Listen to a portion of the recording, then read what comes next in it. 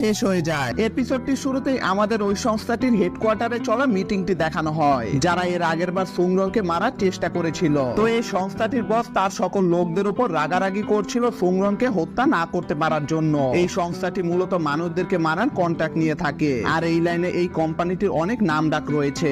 তবে তারা এই প্রথমবারের মতো একজনকে মারতে ব্যর্থ হলো। এর জন্য এই মহিলাটি সুংরংকে মারার জন্য কিল অর্ডার জারি করে দেয়। এই কিল অর্ডারের নাম শুনে তো এখানে থাকা সবাই অনেক ভয় পেয়ে যায়। তো কেন তারা এই কিল অর্ডারের নাম শুনে এত ভয় পেল সেটা আপনারা একটু পরেই জানতে পারবেন। যাই হোক, এরপর সিন চেঞ্জ হয়, আমাদেরকে ওয়াংলিংদের স্কুলটি দেখানো হয়, যেখানে এই সংস্থাটি একটি রোবোটিক মাছির সাহায্যে সুংরং এর উপর নজর রাখছিল। তখনই সুংরং এর ক্লাস টিচার এসে সুংরংকে বলে, আমি শুনেছি কাল হেভেনলি প্যারাডাইসে তোমার উপর হামলা করা হয়েছিল, ওরা আবারও তোমার উপর হামলা করতে পারে, এজন্য আজ আমরা তোমাকে হাই সিকিউরিটিতে রাখবো। সুংরং যেহেতু ওয়াংলিংকে ওয়াদা করেছিল যে সে ওই অ্যাটাকটির কথা কাউকে বলবে না, তাই সুংরং মিথ্যা বলে যে কই কালকে তো আমাদের উপর কোনো হামলা করা হয়নি, তোমাদেরকে এই কথা কে বলেছে। তখনই সেখানে সেই হিরোটি জুও এসে বলে, আমি ওদের সবাইকে এই বিষয়টি জানিয়েছি। আর সিন চেঞ্জ হয়ে আমাদেরকে কালকের ওই হামলার পরের সিন দেখানো হয়, যেখানে জুও ওয়াংলিং এর আসল শক্তি দেখে ফেলার কারণে ওয়াংলিং তার সেই টেকনিক দিয়ে জুওকে মাত্র হওয়া ঘটনাটি ভুলিয়ে দিয়ে শুধু তাকে এটুকু মনে রাখায় যে সে নিজেই ওয়াংলিংকে বাঁচিয়েছে। আর এই কারণে এখন সবাই জানে যে কাল রাতে জুও ওয়াংলিংকে বাঁচিয়েছিল। তো জুও সবাইকে বলে কাল রাতের হওয়া ঘটনার কারণে ওই সংস্থাটি অনেক রেগে গেছে, আর তারা সুংরং এর উপর কিল অর্ডার জারি করে দিয়েছে। আর এখানে আমাদেরকে বলা হয় এই কিল অর্ডার যার উপর জারি করা হয় সে একদিনের বেশি জীবিত থাকতে পারে না। তো সুংরং তো এটা শুনে অনেক ভয় পেয়ে যায়। তখন জুও সুংরংকে বলে, তোমার ভয় পাবার কোনো কারণ নেই, আমি এই স্কুলটি জুড়ে টাইট সিকিউরিটি গার্ড দিয়ে ঘিরে রেখেছি। যেখানে স্কুলের বাইরে একদল গার্ড ছিল, স্কুলের নিচের ফ্লোরে একদল গার্ড পাহারায় ছিল, এবং সুংরংদেরকে আজকে যেই ফ্লোরে রাখা হবে সেটির বাইরে সুংরং এর সেই স্পেশাল বডিগার্ডরা ছিল। আর সুংরং এর রুমটিতে হেলিকপ্টার থেকে একদল গার্ড নজর রাখছিল, যেখানে ওই সংস্থাটির মাছি ঢুকার সাথে সাথে তারা সেটিকে ছুট করে ফেলেছিল। এদিকে তাদের এইসব সিকিউরিটি দেখে ওই সংস্থাটির মহিলাটি তার স্পেশাল টিমকে কাজ শুরু করে দিতে বলে। আর আমরা দেখতে পাই ওই সংস্থাটির স্পেশাল টিমের একটি লোক গেটের বাইরের সিকিউরিটিদেরকে চকমা দেওয়ার জন্য মাটির ভেতরে একটি সুড়ঙ্গ করে সরাসরি স্কুলের ভেতরে চলে আসে। সে এক এক করে অনেক চালাকির সাথে নিচের ফ্লোরের সিকিউরিটির দায়িত্বে থাকা সকল গার্ডদেরকে তার রাস্তা থেকে সরাতে থাকে। ইনি হলেন ওই সংস্থাটির স্পেশাল টিমের 3 জনের ভেতরের একজন। সে হাতিয়ার চালাতে অনেক এক্সপার্ট ছিল। সে নিচের সব গার্ডদেরকে মেরে তার টিমের অন্য একজনকে তার কাজ শুরু করে দিতে বলে। এদিকে এসব ক্যামেরাতে দুকন দেখে সুংরংদেরকে বলে, বাচ্চারা তোমরা ভয় পেও না, যতক্ষণ আমি এবং দুও তোমাদের সঙ্গে রয়েছি ততক্ষণ পর্যন্ত তোমাদের কিছুই হবে না। কিন্তু এদিকে তার বাচ্চারা তো অলরেডি চিল মোড়ে ছিল, বাহিরে কি হচ্ছে সেটা নিয়ে তাদের এমনিতেও কোনো টেনশন ছিল না। জুকাং এদের কাহিনী দেখে বলে, আমি কাদেরকে কি বলছি, এরা তো ঠিকই আছে, বরং টেনশনে তো আমরা আছি। এদিকে জুও তাদের ফ্লোরের বডিগার্ডদেরকে অ্যালার্ট করতেই নেয়, তখনই তাদের এখানে এক বিশেষ ধরনের গ্যাস ছড়িয়ে পড়ে, যেটাতে সেখানে এক বিশাল ধামাকা হয়। আর আমরা দেখতে পাই এখানে ওই স্পেশাল টিমের দ্বিতীয় জন সদস্য এসে পড়েছিল। ইনি পয়জন গ্যাসের এক্সপার্ট ছিল। তখনই তার দিকে কেউ একজন একটি বুলেট ছুড়ে মারে, আর আমরা দেখতে পাই ওকে আটকানোর জন্য এখানে জুকং এসে গিয়েছিল। তখনই সিন শিফট হয়ে আমাদেরকে ওই স্পেশাল টিমের লিডারকে দেখানো হয়। তার মূল বিশেষত্ব ছিল সে অদৃশ্য হয়ে থাকতে পারে, এবং তার মূল পাওয়ারটি হলো এই হ্যামার, যেটির ভিতরে অসীম শক্তি রয়েছে। আসলে সে তার টিমের ওই 2 জনকে তো সবার নজর তাদের উপর করে রাখার জন্য পাঠিয়েছিল, যাতে সে এই সুযোগে সুংরংকে এই হ্যামারের এক আঘাত দিয়ে মেরে ফেলতে পারে। এদিকে ওয়াংলিং বসে বসে তার জন্য খাবার অর্ডার করছিল, আর বাহিরে জুকাং ওই ভিলেনটির সঙ্গে ফাইট করছিল। ভিলেনটি জুকাং এর উপর এক পাওয়ারফুল হামলা করে, যেটিতে তার ওই ছোট্ট লোহার বলগুলো অনেক বিশাল আকৃতির হয়ে জুকং এর উপর আঘাত করে, যেটা দেখে সে ভাবছিল জুকং এর খেলা হয়তো শেষ। কিন্তু তখনই আমরা দেখতে পাই জুকং তো তার পাওয়ারফুল মোডে এসে এই লোহার বলগুলোকে ভেঙে ফেলে, যেটা দেখে ভিলেনটি তার পয়জন গ্যাস অ্যাটাক করে সেখান থেকে পালিয়ে যেতে থাকে, কারণ তার যেটুকু কাজ করার ছিল সেটুকু সে করে ফেলেছে।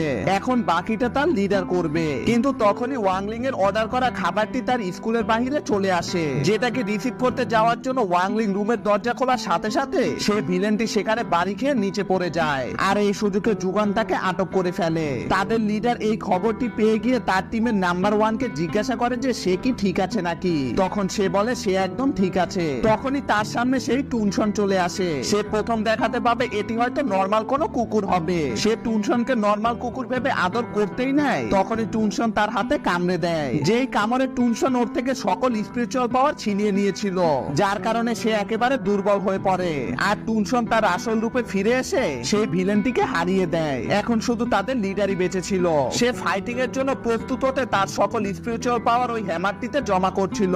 তখনই সেখানে ওয়াংলিং এসে বলে, ও তাহলে তুমি এখানে। যেটা শুনে তো ওই ভিলেনটি একেবারে শক্ট হয়ে গিয়ে ভাবে, ও আমাকে দেখে ফেললো কিভাবে, আমি তো অদৃশ্য হয়ে রয়েছি। কিন্তু পরক্ষণেই সে দেখতে পায় ওয়াংলিং তো এখানে তার অর্ডারকৃত পার্সেলটি নেওয়ার জন্য এসেছিল, যেটা দেখে সে একটু স্বস্তি পায়। কিন্তু তখনই ওয়াংলিং ভিলেনটিকে বলে, আমি তোমাকেই বলছি।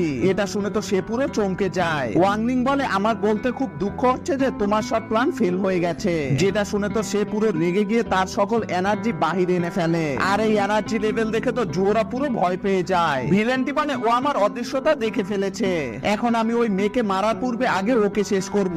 আর সে তার সকল শক্তি ওই হ্যামারটিতে এনে ওয়াংলিং এর উপর এক মারাত্মক অ্যাটাক করে। তার এই আঘাতটিতে এত এনার্জি উৎপন্ন হয় যেটা দেখে মনে হচ্ছিল পৃথিবী হয়তো ধ্বংস হয়ে যাবে। কিন্তু দেখা যায় তার এত মারাত্মক অ্যাটাকের ফলে ওয়াংলিং এর তো কিছু হয়ই না, বরং এই অ্যাটাকটির রিঅ্যাকশনে তার নিজের অবস্থাই খারাপ হয়ে যায়। আর এত পাওয়ারফুল একটি টিমের হেরে যাওয়া দেখে তো ওই সংস্থাটির বস পুরো রেগে ফায়ার হয়ে যায়। এদিকে জুও ওয়াংলিং এর কাছে ছুটে এসে বলে, মাস্টার আমি আপনার আসল শক্তি দেখে ফেলেছি, আপনি এত পাওয়ারফুল একজনকে হারিয়ে দিয়েছেন। তখন ওয়াংলিং আবার জুয়ের মাত্র দেখা মেমোরিটি মুছে দিয়ে তাকে বোঝায় যে ওয়াংলিং নয় বরং সেই এই ভিলেনটিকে হারিয়েছে।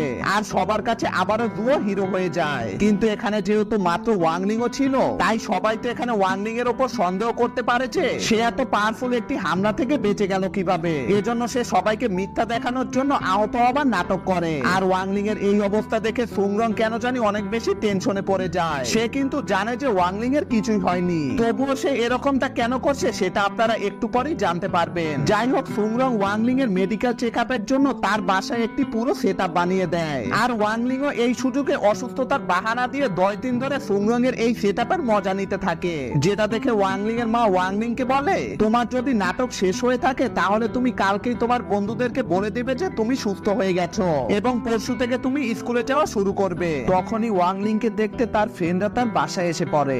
যেটা দেখে ওয়াংলিং আবারও অসুস্থতার নাটক করতে থাকে। চ্যানচাওরা ওয়াংলিং এর এই অবস্থা দেখে তার সঙ্গে মজা নিতে থাকে। আর ওয়াংলিং ও বেচারা নিরুপায় হয়ে এসব সহ্য করছিল। তারা তাদের সঙ্গে টুনশনকেও এনেছিল।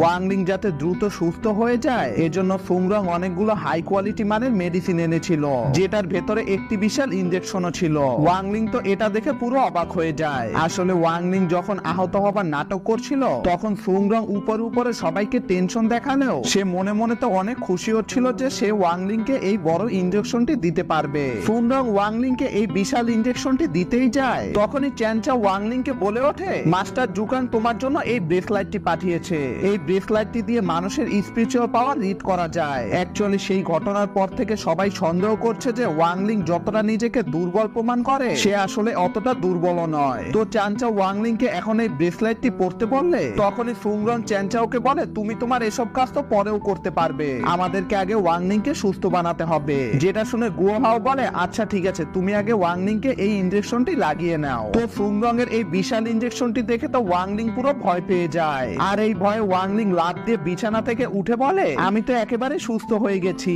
মনে হচ্ছে কাল থেকে আমি স্কুলেও যেতে পারবো।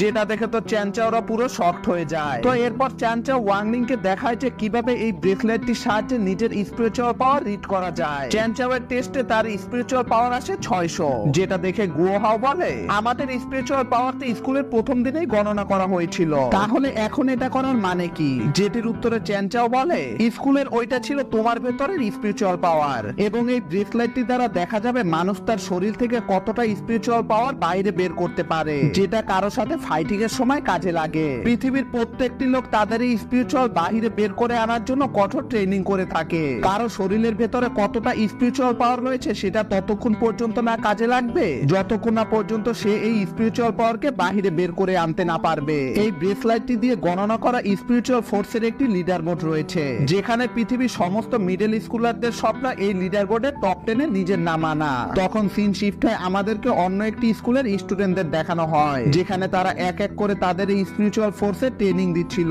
কিন্তু এখানে তারা কেউই এই লিডার বোর্ডের টপ 10 এর ভেতরে আসতে পারছিল না। যেটা দেখে সর্বশেষে একটি স্টুডেন্ট আসে তার স্পিরিচুয়াল পাওয়ারের টেস্ট দিতে। আর এখানে সে এত বেশি স্পিরিচুয়াল পাওয়ার তার শরীর থেকে বের করে যেটাতে সে সকলকে পেছনে ফেলে লিডার বোর্ডের 1 নম্বরে চলে আসে, এবং সে এখন এই পৃথিবীর সকল মিডল স্কুলারদের ভেতর শক্তিশালী একজন। সবাই তো ওর গুয়াওর স্পিরিচুয়াল পাওয়ার দেখে পুরো শকড হয়ে যায়। এদিকে গুয়াওয়ের স্পিরিচুয়াল পাওয়ার হয় মাত্র 176 এবং সুংরং এর স্পিরিচুয়াল পাওয়ার হয় 4015, আর সে ওই লিডার বোর্ডের দ্বিতীয় পজিশনে চলে আসে, যেটা দেখে তো চ্যানচাওরা সহ ওই স্কুলের সব স্টুডেন্টরা অনেক অবাক হয়ে যায়। আর এবার সময় আসে ওয়াংলিং এর স্পিরিচুয়াল পাওয়ারের টেস্ট দেওয়ার। ওয়াংলিং যদিও এসব করতে চাইছিল না, কিন্তু সে যদি এখন এটা না করে তাহলে তাকে সুংরং এর ওই বিশাল ইনজেকশনটি নিতে হবে, যেটার ভয়ে ওয়াংলিং এখন এই টেস্ট দিতে বাধ্য হয়। ওয়াংলিং প্ল্যান বানায় সে আজ তার স্পিরিচুয়াল পাওয়ারকে অন্য কোথাও পাঠিয়ে দিবে, যাতে এই সিস্টেমটি তার স্পিরিচুয়াল পাওয়ার ডিটেক্ট করতে না পারে। কিন্তু দেখা যায় ওয়াংলিং এর স্পিরিচুয়াল পাওয়ার বাইরে বের করে আনার সময় এখানে অনেক বেশি পাওয়ারের উৎপত্তি হয়, আর দেখা যায় এই মেশিনটি ওয়াংলিং এর এত বেশি পরিমাণে পাওয়ার ডিটেক্ট করতে না পারায় স্ক্রিনে নুল অর্থাৎ 0 লেখা ওঠে।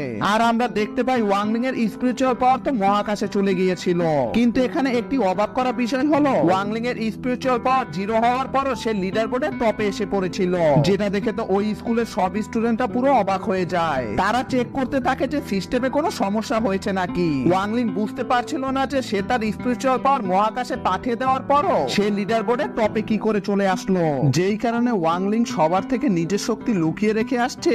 আজ এই লিডার বোর্ডের কারণে সবাই তার নাম জেনে গেছে।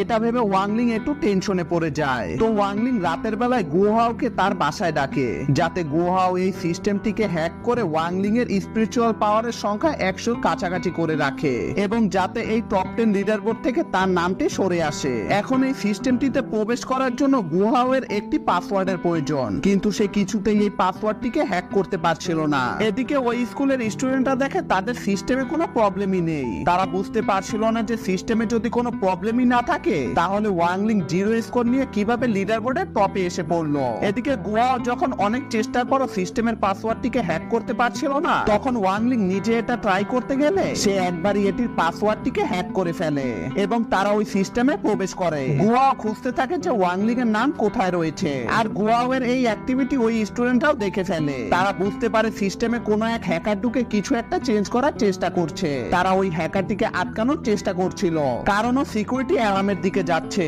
আর একবার সিকিউরিটি অ্যালার্ম বেজে গেলে তারাও ধরা পড়ে যাবে, কারণ তারা ওই সিস্টেমে হ্যাক করে এটার ভেতরে রয়েছে। তো এই গুয়া ভুল করে সিকিউরিটি অ্যালার্মটি বাজিয়ে ফেলে, আর এই পুরো সিস্টেমে ওয়ার্নিং চলে আসে। গুয়া ওরা ধরা পড়তেই যায়, তখনই সে লাস্ট মুহূর্তে এই সিস্টেম থেকে বের হয়ে আসে, আর এই কারণে সে ওয়াংলিং এর স্কোরটিও চেঞ্জ করতে পারেনি। ওই স্টুডেন্টটি বুঝে যায় যে এই লিডার বোর্ডে যে একে রয়েছে এবং যে এই সিস্টেমটিকে মাত্র হ্যাক করার চেষ্টা করেছে তারা উভয়ই একই লোক। তো এরই সাথে আজকের এপিসোডটি শেষ হয়ে যায়।